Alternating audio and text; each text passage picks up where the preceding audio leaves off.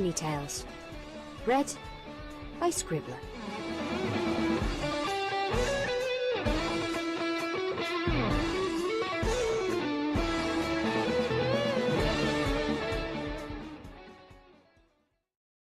Warning. This fic contains themes that some listeners may find disturbing. Audience discretion is advised.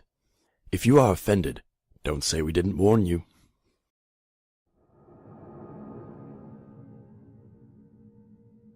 A Puppet to Her Fame. Act 3. Finale. Octavia, get up.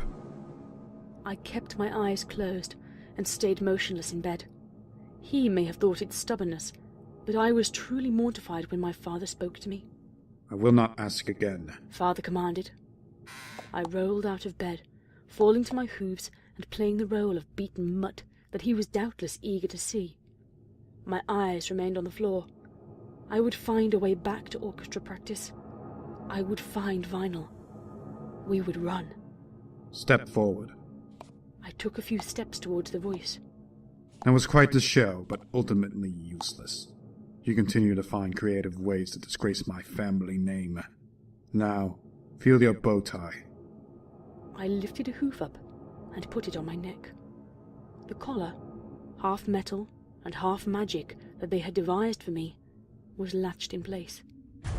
I could feel the tingle of magic coursing through it, and the true despair of my situation sank in. I had hoped it wouldn't come to this, but my wife's methods proved insufficient. She'll be in shortly to begin your training. I suggest you stop antagonizing us. Both of us can track that collar. Both of us can use it to deliver a powerful magic surge for your nerves. My father's horn glowed, and the device around my neck tightened. I could still breathe, yet it dug deeply into my skin. To demonstrate what would happen next time I disobeyed, he effortlessly activated it. I fell to the floor in exquisite agony as I felt hundreds of nerves running through my body, from my brain down my spine to my hooves, ignite in white, hot fire. As sudden and severe as it was, the searing affliction vanished just as quickly, leaving me gasping. We thought you had better sense than this. It's truly disappointing. We have given you everything, sacrificed everything. All of this we have done so you could be capable of playing music. Years of schooling, dozens of instruments, countless tutors, the best experts on music theory money can buy, and still you refuse to learn your place. I was still kneeling on the floor, tears streaming from my eyes. Even if I got to Vinyl, what good would it do now? Would she or Lyra even know the first thing about this kind of magic? Behave for your mother, and I'll escort you to the theater to practice tonight. Father stated. I heard my father exit, and my mother enter. I've been waiting for this day for a long time. Go ahead, call me names now. Mother spat. I stood up and faced her, searching for the words to convey my feelings. I gave you an order. Insult me. Her horn glowed briefly. The sensation of thousands of small cuts spread across my skin, sending me convulsing to the floor. You're too big a coward to face me without magic, I whimpered from the floor. Is that so? Then go ahead. Hit me. I looked up in time to see her walk over and aim a kick for my head. I rolled to the side, but was still too weak to get up. Doesn't look like you have it in you. Now, sit. I closed my eyes and sobbed until she sent another burst of pain through me. This time, my nerves told my brain that I was being compressed under several tons of pressure. I felt like I was being forced through the eye of a needle, yet I had not moved. Sit! I got up and sat on the floor. I had never felt so humiliated. Would this be my life, controlled from a safe distance by my cowardly parents? Was I destined to know only pain and servitude? Good girl. Now, stand. I stood up. There was still the chance of reaching Vinyl and getting free. If I waited long enough, perhaps the puppeteer would even come to my rescue. Good girl. She held out an apple to me as a treat. Are you fucking kidding? I fell to the ground, biting my tongue as jolts of electricity arced through me. This new collar has so many exciting features. I do enjoy finding out every single one of them. So go ahead, try my patience. I looked at the clock. There were still 6 hours until practice and any hope of escape. I ate the apple, then softly spoke while keeping my eyes on the ground. If I behave, may I nap? If I believe you've learned your lesson, and not a second sooner. I'm tired of having servants lock your room at night.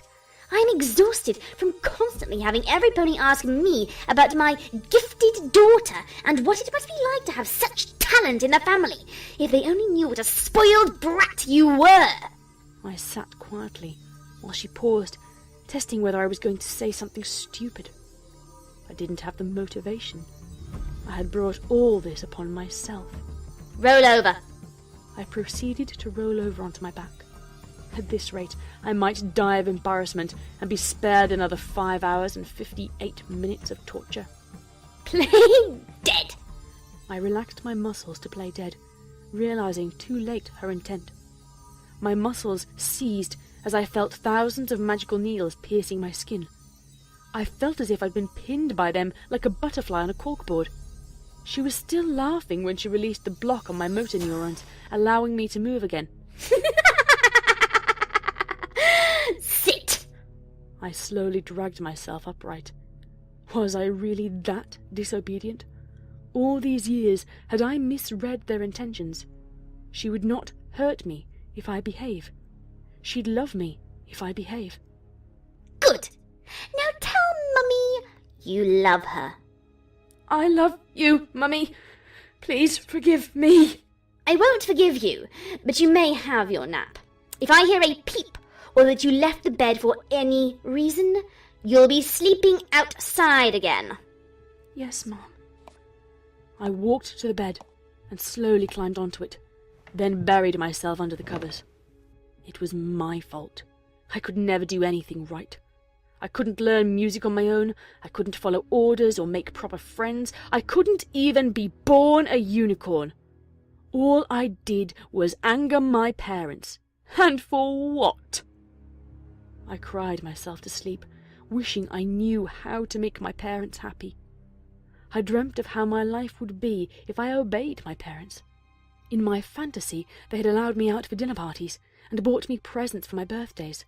My father would let me watch him conduct, and I composed grand symphonies with my mother. In the dream, the only thing I had done differently was behave. I heard the door open in what seemed like minutes, yet it had been hours of restful sleep. It's nearly time for practice. Get up, Octavia. I quickly scrambled out of the covers and rushed to sit in front of him. I kept my eyes on the ground, hoping to placate him and my mother. You're right, honey. He said to Mother, and turned to me. Lay down. I laid down on my belly, listening to them whispering back and forth. The pain from earlier was still lingering, so I did not move a single muscle. At last, I heard them turn to leave. Did I make you happy, Daddy? Yes, you made your daddy very happy. Now finish the sandwich on your table and meet us downstairs for practice. My gaze followed his gaze to the bedstand. A plain wheat and sunflower sandwich sat on it. I hurried to finish the sandwich I had been left. It wasn't until I was done and walking downstairs with the cello that I remembered the whole point of this day. Lyra would get Vinyl, and Vinyl would free me. No, a voice inside me spoke. You can't run away. It would make Mummy and Daddy angry. I took a seat near the door and waited for my parents and the butler to arrive. The trio would escort me to the theatre, ensuring I didn't escape. Remember, My father warned. you even think about stepping a hoof out of line, and I can fry every neuron in your body. Your mother has begged me countless times to end you. It is only by my grace you live. The only thing I despise more than you was admitting my father was right. I will not give him the satisfaction of being right about my wife. even if that means throwing you off the cliffs of Canterlot myself.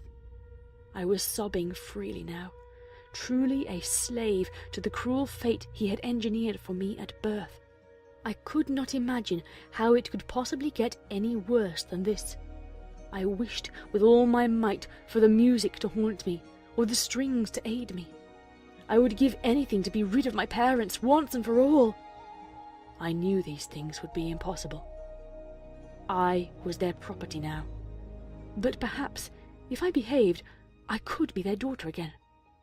Perhaps it was not the unseen hand of fate's job to save me. What had my parents suffered to give me that gift of musical talent? To imagine using their generous gift against them suddenly seemed wrong. Obediently, I followed him to practice and performed my music. I wish there was more to tell about the heroic moment where I defeated my father at the orchestra that night. There was none, for I had been broken. Towards the end, as I marched back towards my father, Lyra dragged me off to stage left. Come on, Octavia. I'm getting you out of here. What did he do to you? You look so... broken. Stop. I won't go. Please, Octavia, you have to. We were so worried when you missed practice again. It's Friday. It doesn't matter. Lyra Heartstrings. The calm, collected voice of my father recited. Dearest, Royal Canterlot Orchestra, will unhoof my daughter and head home. Your services are no longer required. Do not return on Monday. What? Who the hell are you?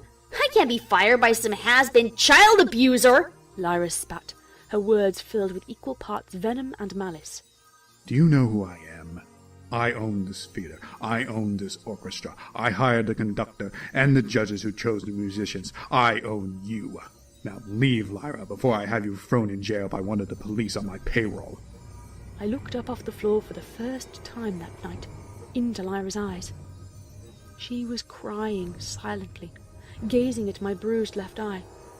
She was my first friend, the first ray of sunshine in my life, and I would never see her again. I'm sorry, Lyra. So sorry. Lyra turned, with her lyre hovering close by, and exited through the back door of the theatre. You're not as stupid as you look. Father whispered. He led me away from the other musicians towards an exit. It almost makes me want to tell my beloved wife to take it easy on you. Almost. Sir, the conductor wishes to have a word with you. The butler whispered to my father.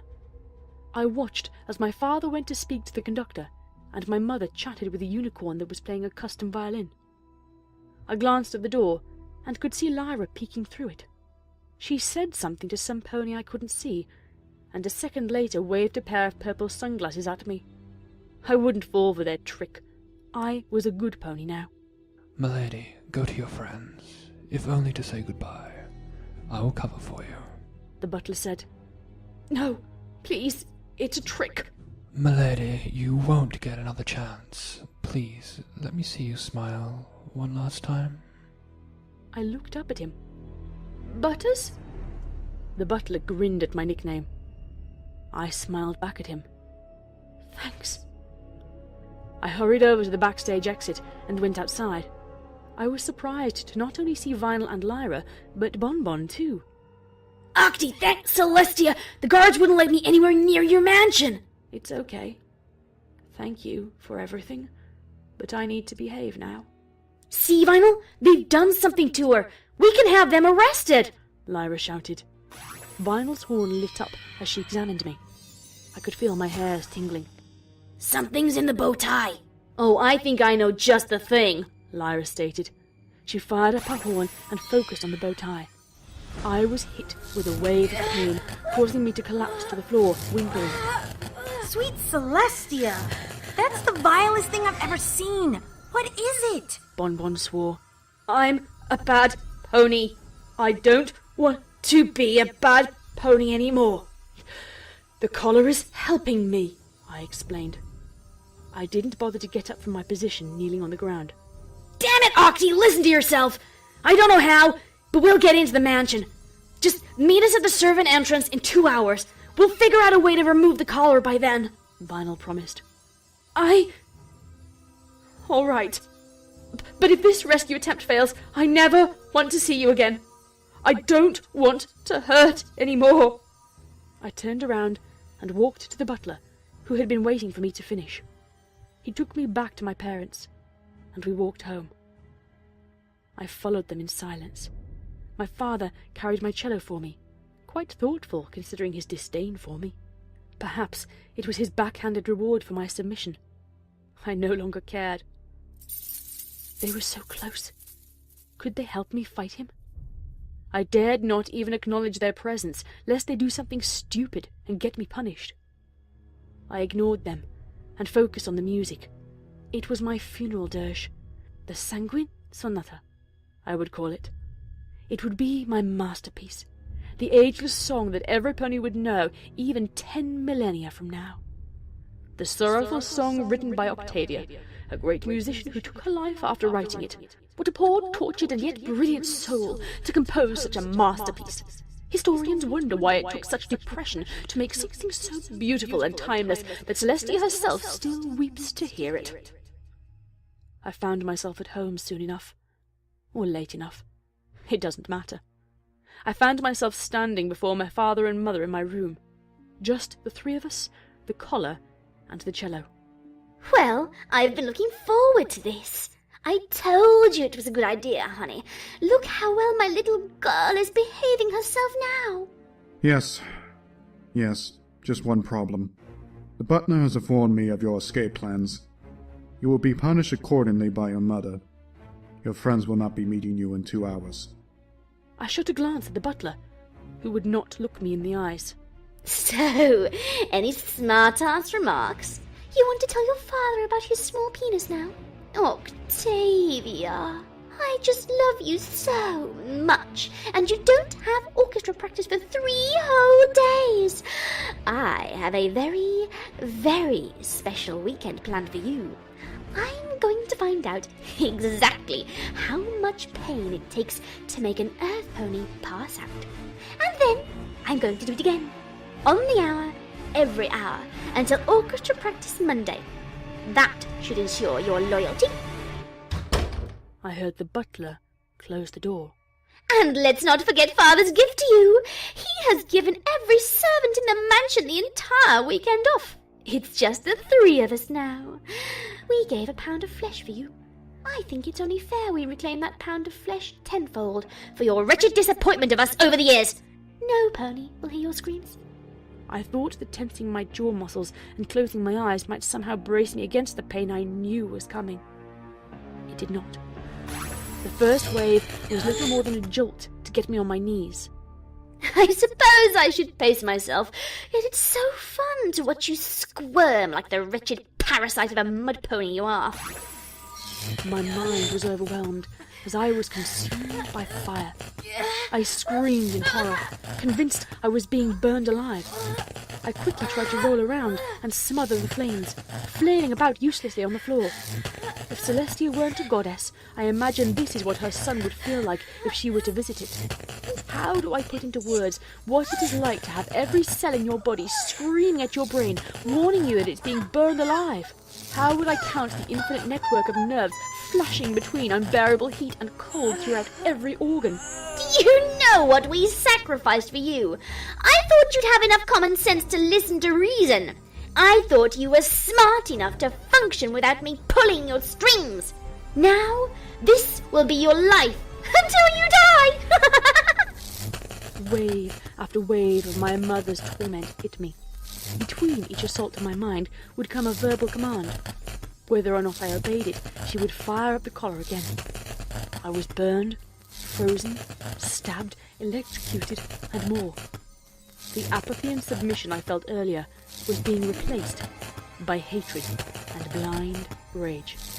Where's the unicorn slut now when you need her? She's probably off banging the first stallion that walked out of the theatre. Heck, she might just have grabbed the first flute she could find. You mean nothing to her. You mean nothing to any pony. No! I spat between the tides of agony. I am not your puppet! That's exactly what you are. A worthless earth pony that needs us to pull the strings to keep you out of the fields picking wheat. A rage was building up inside me, burning in my chest and tinging my vision red. The pain from the magical device on my neck was blocked out by the fury building in my mind. Anger became my world, my sole focus. I found myself standing, despite the protests of my muscles. I narrowed my eyes as my heart raced. Final loves me more than you ever have. I wish you were dead. Father and mother shared a glance before I felt a new wave of pain. Only, it didn't hurt anymore. The electric energy surging through me was no longer perceived by my brain as agony. Instead, it mirrored the emotional fury I felt. It fueled my need to be rid of them, permanently. I began to walk toward them, each muscle coiling up to strike. That was when the music began again. It was loud, angry music, filling me with courage. The thoughts of how I would do anything to please them had vanished entirely. Memories of my night with vinyl replaced them. Thoughts of my friends at the nightclub shattered my chains. The overwhelming agony of the life they had crafted for me trumped all other emotion. My parents were still laughing at me, allowing me a brief respite. Their laughter pissed me off more than the torture. I could see the light at the end of the tunnel now, the happy life that I had always wanted. The fury and pain would end here, now, with them. I will not be mocked by you! They focused, and another jolt of pain hit me.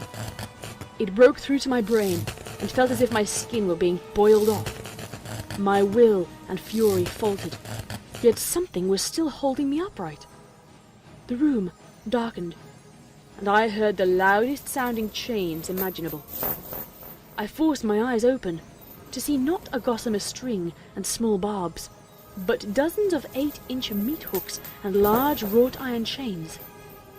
The darkness in the room was caused by the chains blocking out all light, and my parents noticed it. They looked around in confusion, unable to see the chains, but able to see the shadows cast by them. Like the shadow of a tree on a stormy night, shades of the chains flickered around my parents, adding to their bewilderment. I smiled vindictively as I felt the hooks effortlessly tear the torture device from my neck. The puppeteer seemed to be gaining strength from my fury.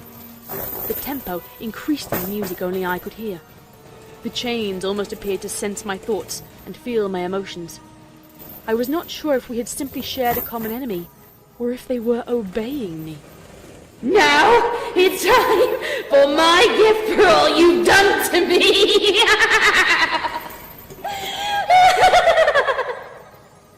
I laughed maniacally. For the first time, I believe my parents looked at me with fear for a change. Perhaps they had some knowledge I did not about what was coming. Maybe they knew the entity I was invoking. They both instantly threw up protective spells. The chains lashed out, shattering the weak barriers surrounding them. I watched with absolute delight as they shrank back in horror. Father tore at the doors to the room, yet the invisible chains held it shut. Mother began to fire spells and threw every object not bolted to the floor at me. Chains blocked the projectiles as the hooks finally reached her.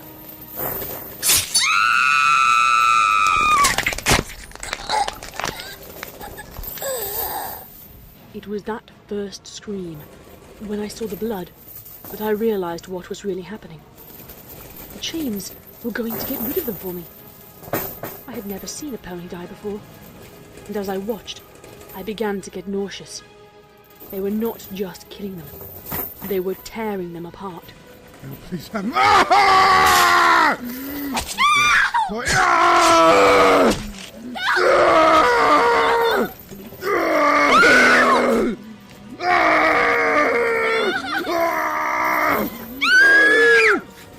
As I felt the urge to vomit, I backed away and decided I did not want to watch this. I hid under the bed and listened as my dirty work was carried out. After a momentary silence, I peeked out from beneath the bed and quickly wished I hadn't. My eyes closed and I hid, as I heard the continued sounds of their punishment. The chains ground together, filling the room with their echoes. Loud popping noises, likely their joints being pulled out of sockets, caused me to flinch. The music, for all its angry glory, did nothing to hide the sounds of my revenge. I had always imagined death to be peaceful, like the bodies at a funeral.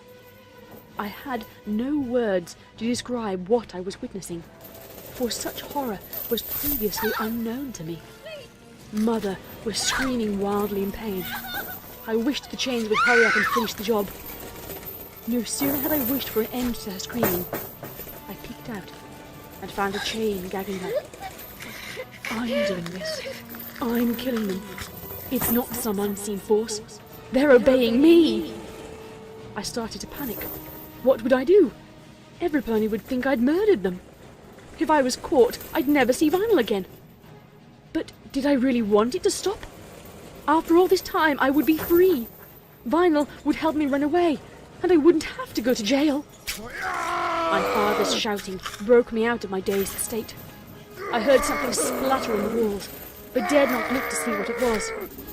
I knew all too well there were only 2 other ponies in the room. I was trembling furiously under the bed now. Was I going to be the next victim? Could I stop the chains if they came from me?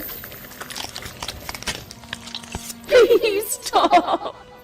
I cried. All of the sound in the room vanished, and I realized my revenge must be complete. Why, then, did I feel so hollow? If I were free, shouldn't I feel happy? I waited until the music and sounds of chains died off, and then crawled out from under the bed. I rushed to my parents, hoping that somehow they would be all right. Maybe it was a nightmare, and they had learned their lesson. There wasn't enough of them left to learn anything. I took stock of the scene in front of me. They were gone, and I was free. All I needed to do was walk out the front door of the mansion. My legs refused to move, as my mind still tried to cope with how they had died. The puppeteer I considered my benefactor had not just killed them, as I had so longingly wished in secret. It had tortured and quartered them like wild beasts. Had it been the chain's will that killed them, or my own desire for revenge?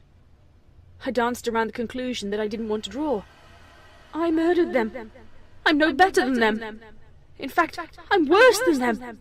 I murdered my parents. I stood between them, my fur now red from the earlier ordeal.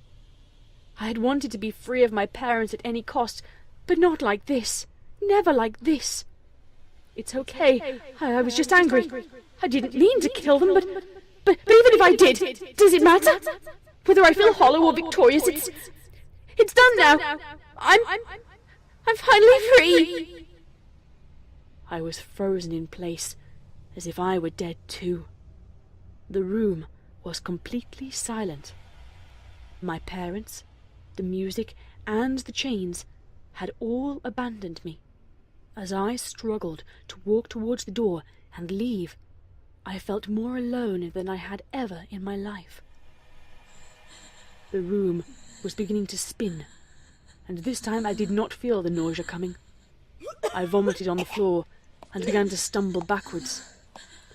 I needed to leave before some pony found me here with the bodies. I needed to find Vinyl. I needed to breathe. As I hyperventilated, I thought I heard a voice call out to me.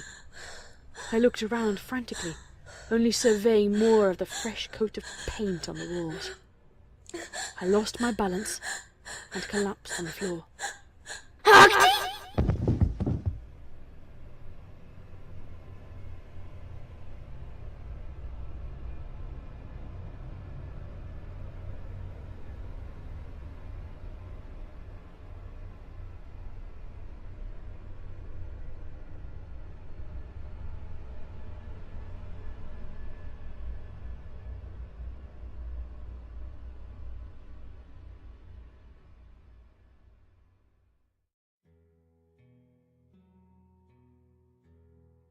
I woke up in bed, which would not have surprised me, yet I was clean.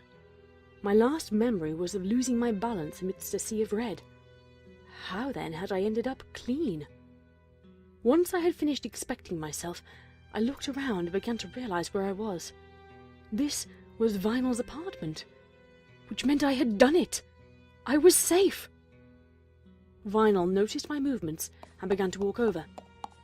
How'd I get here? It's not safe. Easy. You had a traumatic night. We're safe now. No, I don't want it to happen again. I need to compose something. Oh, where's a pen and paper? For what to happen? The hooks! I killed them, Vinyl! I sat up and began to scan the room for my cello. It's okay.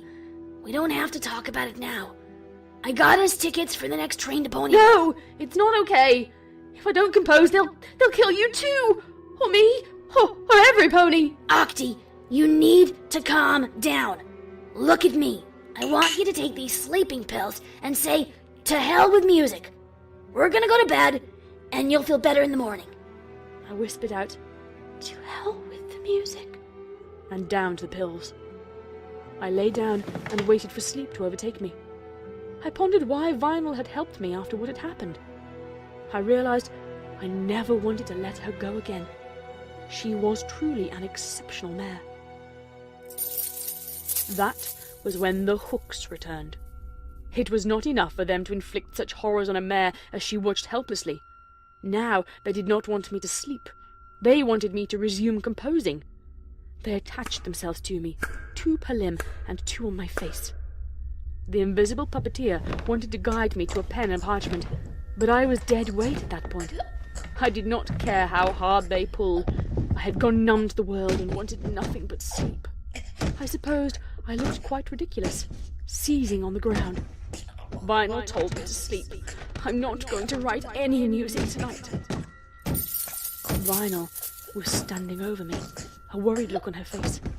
She and the strings fought to control my body. She was careful to wait until I stopped convulsing to grab me. She kept trying to make me throw up the pills. I tried to mouth some words of comfort to her. However, at this point I found I could not move a single muscle in my body.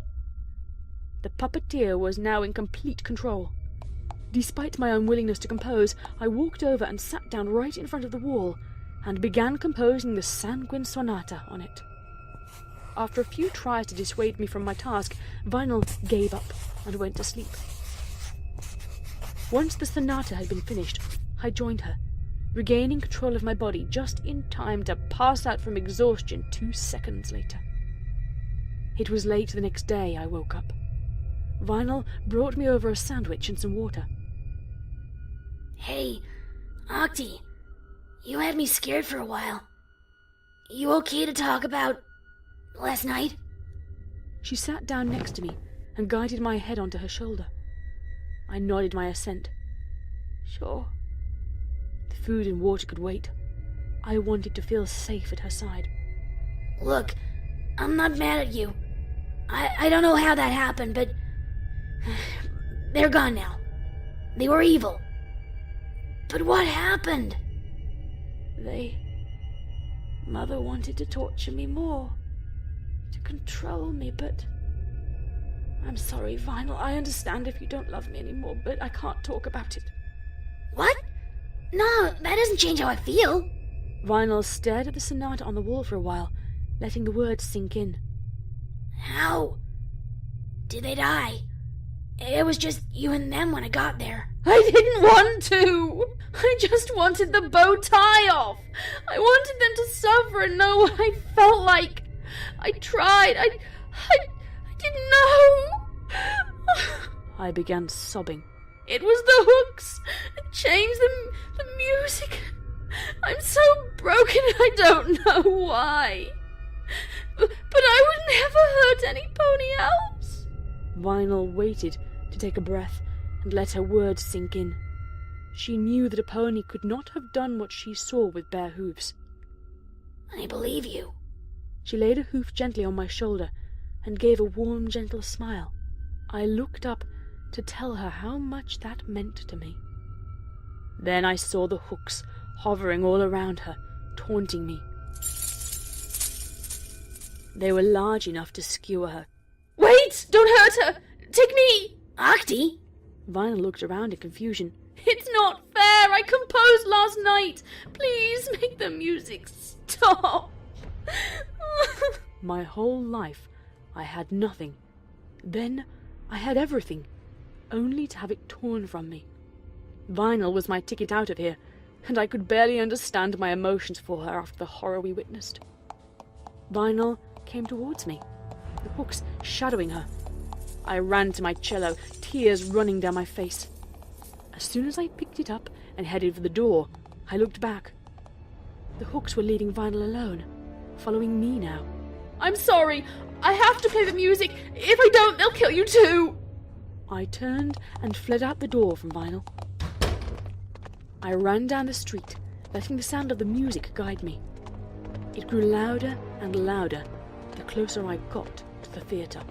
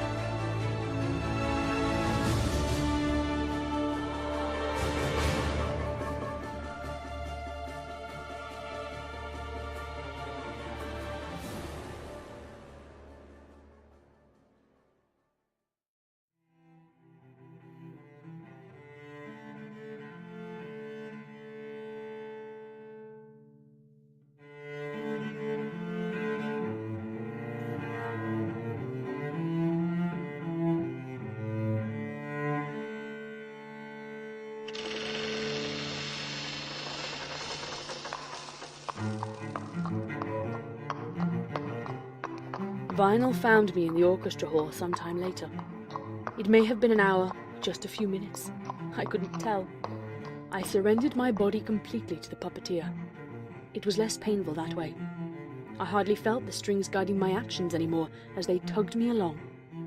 On my way there, all I could hear was my music, and all I could see were red stains in my room. I wasn't just broken anymore. I was a ghost. She could have followed me all the way there, yelling at me, and I wouldn't have known.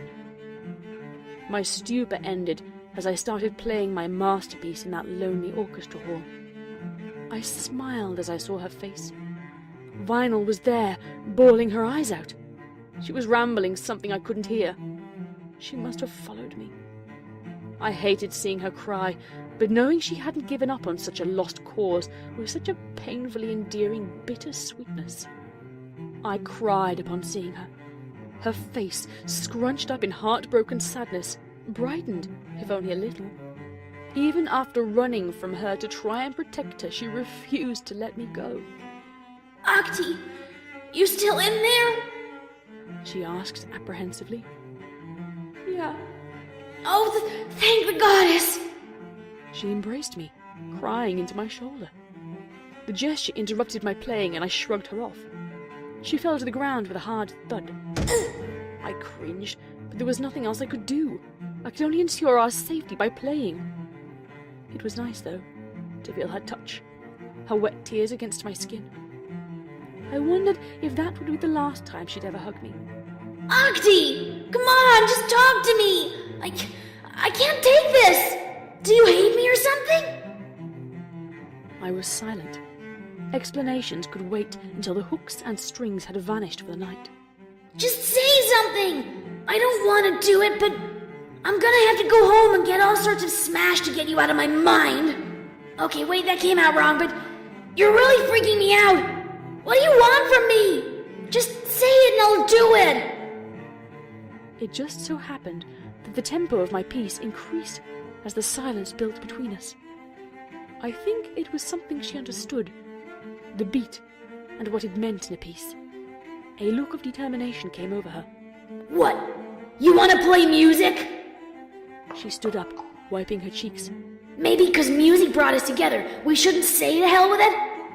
Yes, the song has to finish. I don't want to mess up your song, but if this is what brings you back to me, I'll do it. Vinyl frantically scoured the music hall. Her heart racing against a self-imposed clock, she began muttering swears to herself. Before she grew too tense, she found what she was looking for. Her drum set.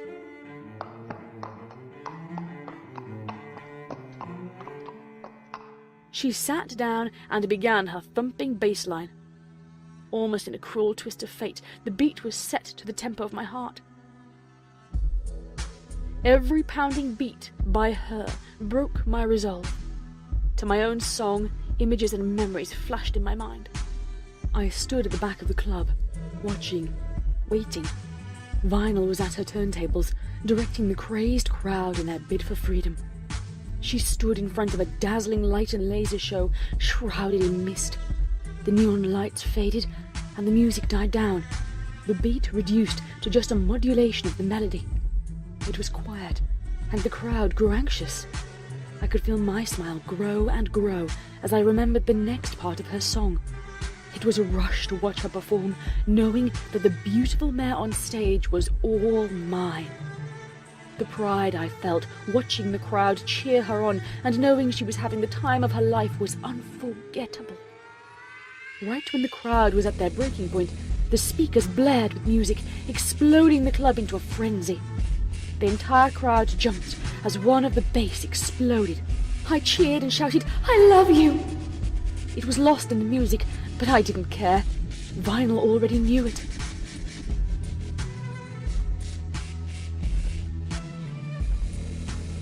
Later that night, Vinyl took me to a bathroom. I have had too much high society in my life to enjoy anything proper and clean anymore. Our time together was dirty, fast and passionate, but it was everything I wanted it to be.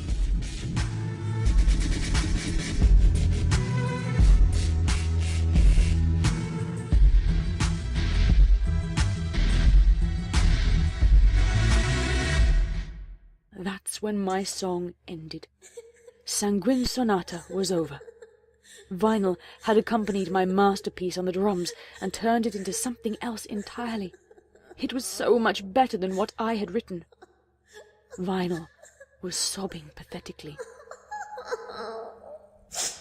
Octi, that's a pretty good song.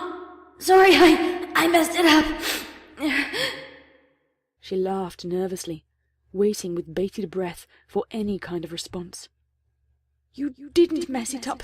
It was beautiful. I love you, Vinyl. I love you so much. I cheered at the top of my lungs, still lost in the euphoria of my memories. That's when I started the song over again. Octi, please! Stop playing! Talk to me! I could feel my own face, stained by tears. I could feel my aching joints, pierced by the curved needles and trickling blood as they guided me to play my song. My attempts to pull back from the cello failed. Can you give me a hoof? I can't stop playing. Vinyl made sure we were making eye contact. I love you, Octavia. I love you too, Vinyl. Let's ditch the cello and move to Ponyville. Vinyl reached for the bow, and the strings caused me to slap her in the face with it. She stood there in shocked silence for a minute, while I resumed playing. Let me know what's wrong. I don't know what else to try. Vinyl, can't you hear me? Vinyl gently placed a hoof against my shoulder, and I continued to play the sonata. No, this is all wrong. Vinyl, help me. I pounded against the strings with all my might, yet I did not budge an inch. I was powerless to move, so I focused on my voice and my eyes. Octi! Please, tell me you love me, that we can be happy. Say something. Yes, please, Vinyl, look at me. It's not me. You've got to help me fight it. Look at me in the eyes. Vinyl stared right into my eyes. Don't choose the music over me. Please! Please! I felt the strings tugging at my lips as a familiar feral grin formed. No, no! Stop it! I demanded. It couldn't end like this. After everything, I couldn't let it end like this. Vinyl, save me! I love you! Vinyl turned around and began to walk away. She turned her head to the side and spoke. I'm sorry, Hoxie. I don't know what I did to make you hate me, but know that I will always love you. Vinyl walked to the exit. Celestia, damn it! Get back here, Vinyl! Help me! Stop! I threw every bit of energy into snapping the strings. I could feel them tugging against my joints, and for all my struggle, I could not even throw the sonata off by half a note. I watched helplessly as Vinyl walked away. That was the day I truly became a puppet to my fame.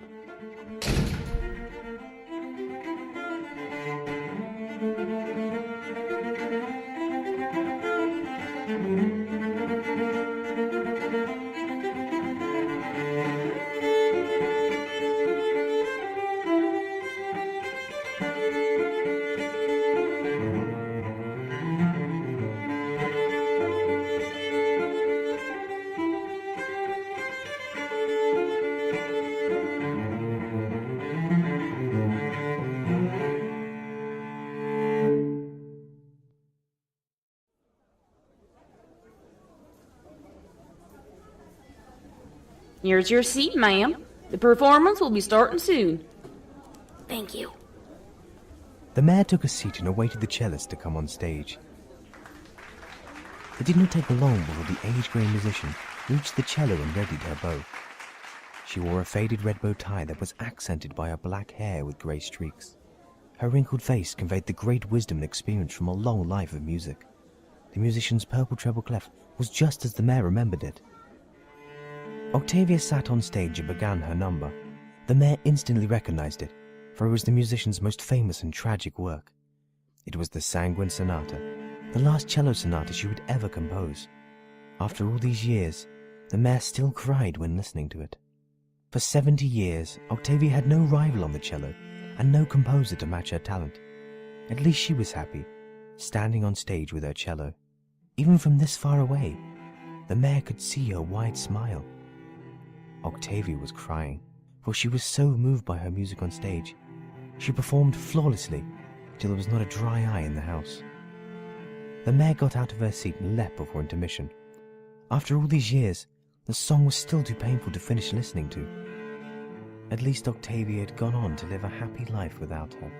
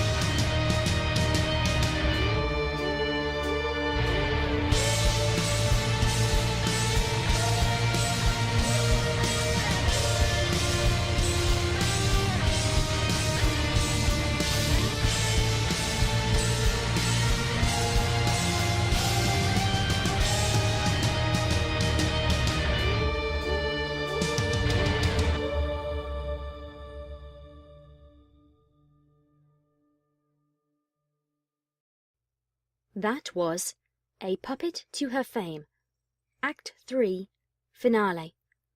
It was written by Caden and adapted for audio by Scribbler, featuring the voice talents of the Lost Narrator, Flame Lionheart, Webshutter, Kylar, Reverb Brony, Cider Barrel, and the opening warning was Max Flamethrower.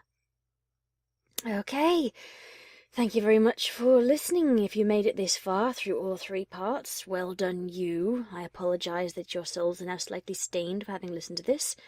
This was definitely one of the most interesting portions to edit.